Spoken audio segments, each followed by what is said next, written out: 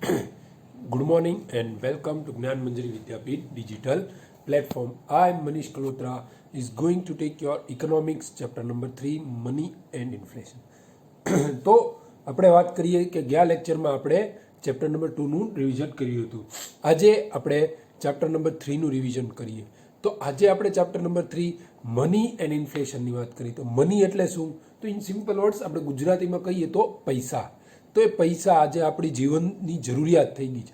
વી can સે over 90% of happiness we can bring from money. જો money હોય તો આપણે 90% સુખ હાસિલ કરી શકીએ. પૈસા હશે તો. એટલે આ રીઝન છે. તો હવે મની કઈ રીતે અદ્ભુત થયો, કઈ રીતે આજે પૈસા આજે એટલું મહત્વ થઈ ગયું, તો સ્લોલી કઈ રીતે એટલું વધી ગયું, તો એ વિશે આપણે વાત કરીએ. તો વાત કરીએ મની એન્ડ ઇન્ફ્લેશનમાં. તો પહેલાં આપણે વાત જોઈએ તો કે બાર્ટર સિસ્ટમ હાલી આવતી હતી. બાર્ટર સિસ્ટમ એટલે શું? તો કે ગુડ્સની સામે ગુડ્સની એપ્લે. કે ભાઈ ફાર્મર હોય તો એની પાસે ઘઉં છે તો એને શૂઝ લેવા છે તો એ ઘઉં દઈ અને શૂઝ લે, કે શૂઝવાળો હોય કે એમ એ રીતે બીજું બધું લે. ઘઉં દઈને સામે એક્સચેન્જ રાઈસ લે છે, રાઈસની સામે વીટ લે છે. એમ અલગ અલગ વસ્તુ લીધે રાખતા હોય છે. પણ એની લિમિટેશન્સ એ હતી સૌથી મોટી કે તમારે પાસે ઘઉં છે, તમારે લેવા છે શૂઝ, બટ તો શૂઝવાળો જે છે એને ઘઉં લેવા છે. પાછો પ્રોબ્લેમ એ છે કે એને ઘઉં લેવા ન હોય તો શું કરવાનું? તો એ તકલીફ આવતી હતી. ક્લિયર? તો વાત કરીએ આપણે issue of mutual adjustment of want. તો આ વાત કહી છે પહેલો ટોપિક લિમિટેશન્સમાં. તો કે બંનેની એક સરખી માંગ હોય એવું જરૂરી નહીં. એક પાસે ઘઉં છે, એક પાસે શૂઝ છે, પણ શૂઝવાળાને કપડાં લેવા છે એને ઘઉં નથી લેવા, અને ઘઉંવાળાને શૂઝ લેવા છે, તો એ કઈ રીતે થાય? તો એ શક્ય બની નહોતું શકતું. ક્લિયર? તો બીજું ડિફિકલ્ટી ઇન સ્ટોરિંગ વેલ્યુ. તો આપણે માનો કે ઘઉં કદાચ આપણી પાસે છે અને આપણે શૂઝ લેવા છે, તો આપણે ઘઉં દીધા અને શૂઝ લીધા. શૂઝની તો એક પેર લીધી, તો ઘઉં એને જરૂર હોય તો એક ગુણી ઘઉં લીધા, પણ તમારી પાસે 100 ગુણી ઘઉં હતા તો એક જ ગયા, બાકીનાનું તમે શું કરશો? તો એને તમે સ્ટોર ક્યાં કરશો? Where will you store it? તો એ સ્ટોરિંગ પ્રોબ્લેમ આવે છે. ક્લિયર?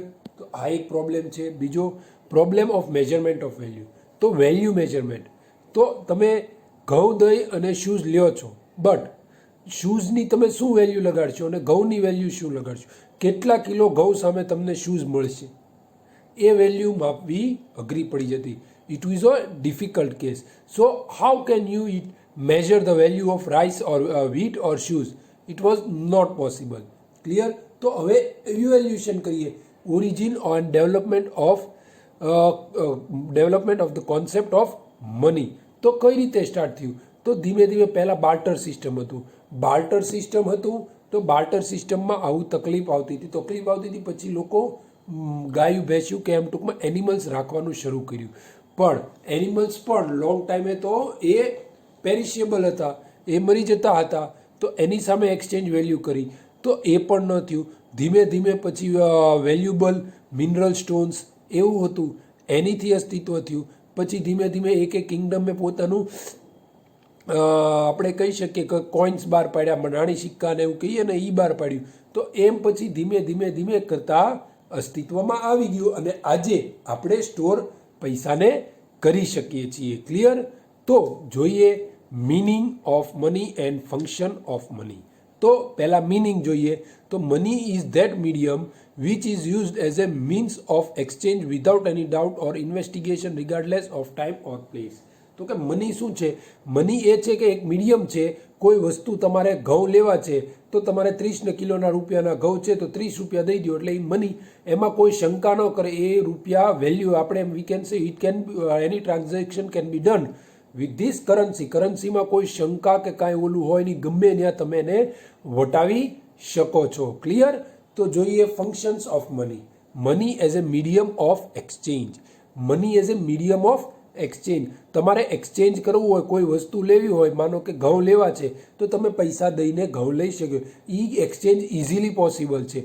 એ તમે ગમે ત્યાં જશો બધે મની ચાલવાનું છે. Money would work at every place. તો એ કોઈ જગ્યાએ અટકશે નહીં, એ તમારે ચાલશે. એટલે મનીને તમે ગમે ત્યાં સ્પેન્ડ ઇઝીલી કરી શકો છો. You can get the goods, any goods which you want if you are having money. Clear? તો જોઈએ money as a store value. તો એને તમે સ્ટોર ગમે ત્યાં કરી શકો. એ તમે કબાટમાં એને પૂરી શકો 5 વર્ષ 10 વર્ષ, તો એ ખરાબ નહીં થાય. એ જેવી હશે એવી ને એવી જ રહેશે. 5 વર્ષ 10 વર્ષ 20 વર્ષ તો એ નોટમાં કાંઈ થશે નહીં. તો એટલી જૂની, એટલે તમે એને ઇઝીલી ગમે ત્યાં સ્ટોર કરી છે. You can store the money at any place when you want you can use it. પણ આપણે એની જગ્યાએ આપણે એનિમલ્સ હોય તો એ સ્ટોર ન કરી શકીએ, એ લોંગ ટાઈમે મરી જાય. ઘઉં હોય તો ખરાબ થઈ જાય. બટ પૈસામાં એવું કશું થતું નથી. In money you can store at any place anywhere and any time when you want. તમને જ્યાં મન પડે ત્યાં પૈસાને સ્ટોર કરી શકો, અને જેટલા સમય માટે તમારે સ્ટોર કરવા હોય એટલા સમય માટે તમે સ્ટોર કરી શકો છો. ક્લિયર? તો money as a major of value. તો મનીનું એક વેલ્યુએશન થઈ ગઈ છે. તો ઘઉં તમે 30 રૂપિયા આપશો તો ઘઉં કિલો મળી જશે. 20 રૂપિયા આપશો તો ચોખા મળી જશે. 50 રૂપિયા આપશો તો ગોળ મળી જશે. પછી 200 રૂપિયા આપશો તો શૂઝ મળી જશે. જેવી વેરાયટી જોઈતી છે એ પ્રમાણે પૈસા. તો એનું એક વેલ્યુ ફિક્સ છે. There is fix value of money. તો એમાં તમે જે ભાવ ચાલતો હોય કે 1 કિલો ઘઉંના 30 રૂપિયા, તો 30 દઈને તમે ઘઉં ખરીદી શકો છો. એમાં કોઈ ઓલું હશે નહીં. તો તમે એ રીતે તમે ઇઝીલી આપણે એમ કહી શકીએ કે you can exchange or you can have the value of money by exchanging any other product against money. તો મનીની સામે તમે ગમે એ એક્સચેન્જ ઇઝીલી કરી શકો છો. એમાં તમારે કાંઈ અટકશે નહીં. તમારે rice, wheat, ghee, milk, clothes, shoes, whatever you want you can buy with the help of money. If you are having money, then you can easily buy each and everything which you want. તો તમારે જે વસ્તુ જોતી હશે તે easily તમને મળી જશે. તો હવે આપણે વાત કરીએ types of money. Now we will go to types of money. તો types of money, there are different types of money. There are many types of money. Commodity money એટલે આપણે એમ કહી શકીએ કે કોઈ કોમોડિટી હોય તો એ રીતે તમે મનીમાં સ્ટોર કરી. એનિમલ તો આપણે વાત કરી જ છે હમણાં. તો તમે ઘોડા, હાથી, ગાય, ભેંસ એમાં તમે સ્ટોર કરો તો એની એનિમલ મની એટલે પૈસા, એને દઈને પૈસા તમે વટાવી. મેટલ મની તો મેટલ્સ કોઈ હોય છે એમાં. પેપર મની, પેપર અત્યારે જે ચલણમાં નોટું ચાલે છે તો એ paper, we can say it as a paper money. Plastic money we can say that ATM card, credit card, debit card, these all are cards are said as plastic money. This all we can say as a plastic money, અને plastic money કહેવામાં આવે છે. Banking money means we can say online transaction which we cannot see. I have transferred my money to your account, you have transferred to my account, but now if you transfer to my account, bank balance of my account will go up, but in my hands any paper money, metal money, plastic money will not come in my hand, only the bank account. તો એમાં હાથમાં ન આવે. તો એ વસ્તુ ખાલી એકાઉન્ટમાં વધારો કે ઘટાડો જ કરે છે. ત્યાં ખાલી વધારો કે ઘટાડો થતો હોય છે તો એને bank money. Or in other words V can say it as A online transaction. જે આપણે કરીએ છીએ ઓનલાઈન એ આપણે બેંક મની કહીએ છીએ. ઇઝીલી આપણે ટ્રાન્સફર કરી શકીએ. તો આ અલગ અલગ પ્રકારની 6 આપણે કહી શકીએ મની હતા. તો પહેલી કોમોડિટી મની, બીજી animal money, metal money, paper money, plastic money and banking money. So this were all 6 type or different types of money. આ અલગ અલગ ટાઈપ્સના 6 મનીના પ્રકાર છે. તો એ મનીને આપણે ગમે ત્યાં સ્ટોર કે એ પ્રમાણે કરી શકીએ છીએ.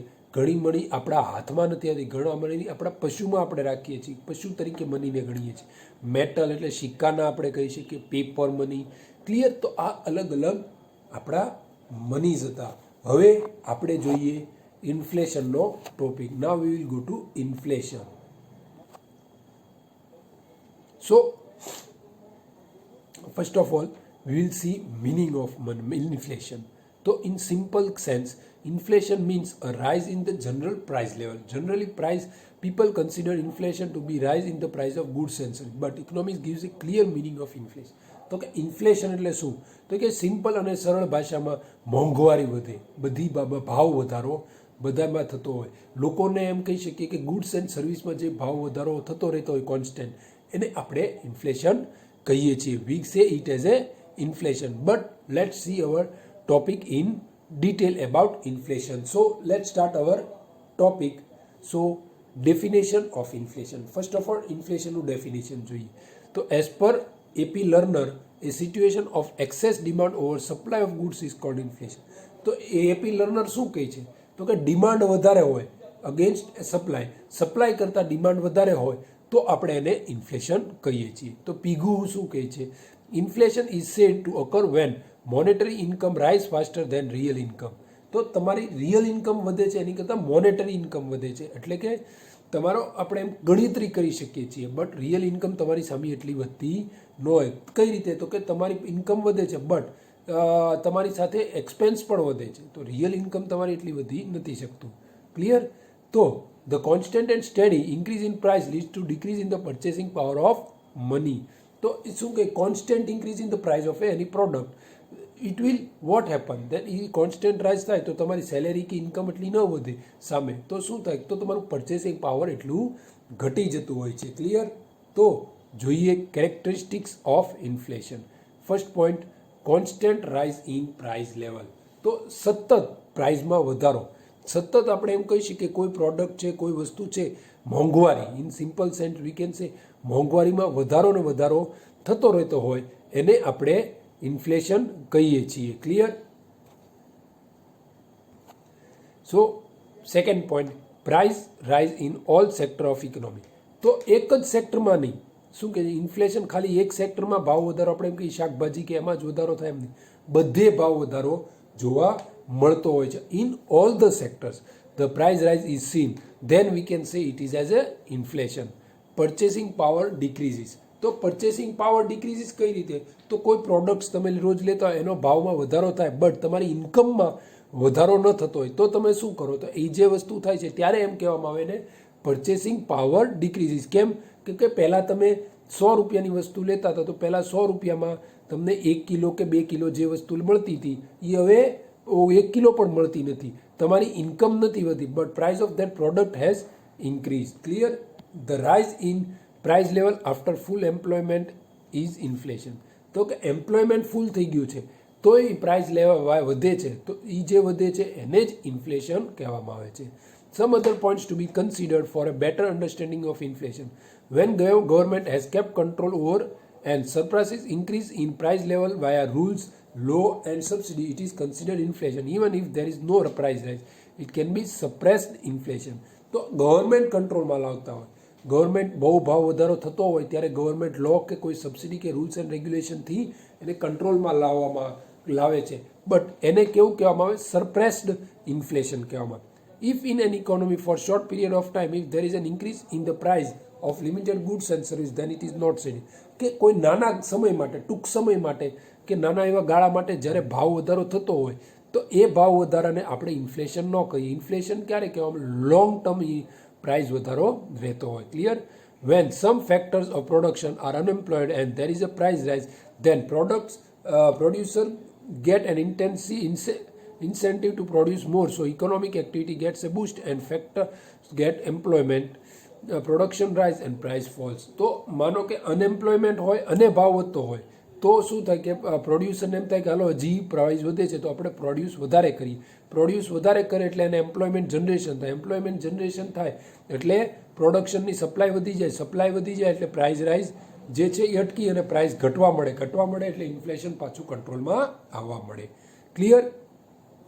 If there is an unemployment in factors of production levels and economy, the increased price of goods or service will allow employment to increase production to decrease the price of goods and service. તો શું કહે છે? જ્યારે factors of production leads two economy the increase in price of goods and service, તો એમ્પ્લોયમેન્ટને આપણે allow કરીએ અને પ્રોડક્શનને વધારવાનું કરીએ તો ડિક્રીઝ થતું જાય પ્રાઇસ, તો price of the products can be decreased. Clear? તો હવે જોઈએ કોઝિસ ઓફ ઇન્ફ્લેશન. તો એમાં છે increase in demand and increase in cost production. તો પહેલાં ઇન્ક્રીઝ ઇન ડિમાન્ડ, તો કે સપ્લાય વધતી નથી બટ ઇન્ક્રીઝ ઇન ડિમાન્ડ વધે છે, ડિમાન્ડમાં વધારો થતો જાય બટ સપ્લાયમાં વધારો નથી થતો, તો આને આપણે ઇન્ફ્લેશન કહેવામાં આવે છે. ડિમાન્ડ સતત વધતી રહે અને supply as it is yeah decrease થતી રહે તો એને ઇન્ફ્લેશન કહેવામાં આવે છે. તો એમાં જોઈએ increase in supply of money. Increase in supply of money, તો સપ્લાય ઓફ મની વધી but supply of goods doesn't increase, then it happens. તો શું થાય કે ડિમાન્ડ વધી ગઈ, સપ્લાય ઓફ મની વધી એટલે ડિમાન્ડ વધી ગઈ એટલે ઇન્ફ્લેશન આવી ગયું. Clear? Increase in public expenditure, government expenditure, તો ગવર્મેન્ટ સબસિડીઝ આપે તમને, ખરીદી ગવર્મેન્ટ કોઈ વધારે કરે, તો આવું બધું જે થતું હોય ત્યારે આપણે એમ કહી શકીએ કે ગવર્મેન્ટ ખરીદી કરવા મળે. ગવર્મેન્ટ આપણે એમ કહી શકીએ કે ટેકાના ભાવમાં બજારમાં ખરીદી કરવા મળે છે. ચોખા, શીંગ, ઘઉં, કપાસ એ ખરીદી કરે, તો એ ખરીદી કરે એટલે ઇન્ફ્લેશનમાં વધારો થાય. ઓવર પોપ્યુલેશન વધારે હોય એટલે સમજી લેવાનું કે ડિમાન્ડ પણ વધવાની છે. જેટલી આબાદી વધારે એટલી ડિમાન્ડ વધવાની. તો ડિમાન્ડ વધશે એટલે શું થશે? સપ્લાય તો એઝ ઇટ ઇઝ હશે, ડિમાન્ડ વધશે એટલે ભાવ વધારો આવશે, ભાવ વધારો આવશે એટલે ઇન્ફ્લેશન આવશે. Clear? Increase in cost of production, તો કોસ્ટ ઓફ પ્રોડક્શન વધારો થયો. કોસ્ટ ઓફ પ્રોડક્શન આપણે એમ કહીએ કે રો મટીરિયલ મોંઘું થયું, ઇલેક્ટ્રિસિટી મોંઘું થયું, વોટર રેટ્સ વધી ગયા, વર્કર્સ વેજીસ વધી ગયા, ટ્રાન્સપોર્ટેશન ખર્ચો વધી ગયો, એટલે it would increase the cost of production. તો કોસ્ટ ઓફ પ્રોડક્શન વધશે તે કોની ઉપર? Ultimately it will go to the customers. તો એ કસ્ટમર્સ પાસે આવશે તો એ કસ્ટમર્સને જ ભોગવવું પડશે. તો કસ્ટમર્સને ભોગવવું પડે એટલે આ રીતે આપણે ઇન્ફ્લેશન વધી જતું હોય છે. એની કારણે ભાવ વધારો એટલે ઇન્ફ્લેશન. તો આવા ઇન્ફ્લેશનને આપણે શું કહીએ? સપ્લાય શોક ઇન્સ્યોરન્સ ઓર કોસ્ટ પુશ ઇન્ફ્લેશન. ક્લિયર? તો અધર તો ઇન્ક્રીઝ ઇન ડિમાન્ડ અને ઇન્ક્રીઝ ઇન પ્રોડક્શન કોસ્ટ સિવાય બીજા કયા રીઝન છે? તો જોઈએ એમાં એક તો ટેક્સેશન પોલિસી. પહેલી તો કે ગવર્મેન્ટની કેવી પોલિસી છે? હાઈ ટેક્સ રેટ હોય તો ultimately it has to bear by customers. કે લો હોય તો વસ્તુ અલગ છે, જો હાઈ હોય તો that wood lead to rise in inflation. Increase in price of imports, માનો કે કોઈ રો મટીરિયલ્સ હોય છે, કોઈ બીજી વસ્તુ હોય છે, તો એને આપણે ઇમ્પોર્ટ કરતા હોય, તો ઇમ્પોર્ટ કરીએ તો આપણે ઇમ્પોર્ટમાં ભાવ વધારો આવે, તો એ ભાવ વધારો અલ્ટિમેટલી કોની ઉપર આવશે? તો એ અલ્ટિમેટલી આપણી ઉપર વાત કરીએ પેટ્રોલિયમનું, તો આપણને ખબર છે પેટ્રોલમાં ભાવ ઘણીવાર વધી જતો હોય છે, ઘણીવાર ઘટી જતો. તો વધી જાય તો શું થાય છે? પ્રાઇસ આપણી વધી જાય. રીઝન શું છે? એ આપણી પાસે તો છે નહીં ઇન્ડિયામાં, આપણે વિદેશથી મંગાવીએ છીએ, અરબ કન્ટ્રીઝમાંથી, તો એ ઇન્ડિયામાં આવે છે તો પછી એ જે ભાવ આપણને આપે એ ભાવે સરકાર એની ડ્યુટીઝ ને એવું એક્સ્ટ્રા ચાર્જીસ લગાડીને આપણને આપે છે, એટલે એમાં પ્રાઇસ વધારો આવે એટલે ઇન્ફ્લેશન વધે છે. બીજી સ્કેરસિટી એટલે કે અછત હોય, માનો કે સપ્લાય જ નથી, demand as it is raise but supply decreases, then what happens? Ultimately inflation increases. Clear? So this was our topic of inflation. Clear? So here I conclude our chapter number 3. In next lecture we will see chapter number 4. So for today here I conclude my lecture. So thank you very much and Jai Hind.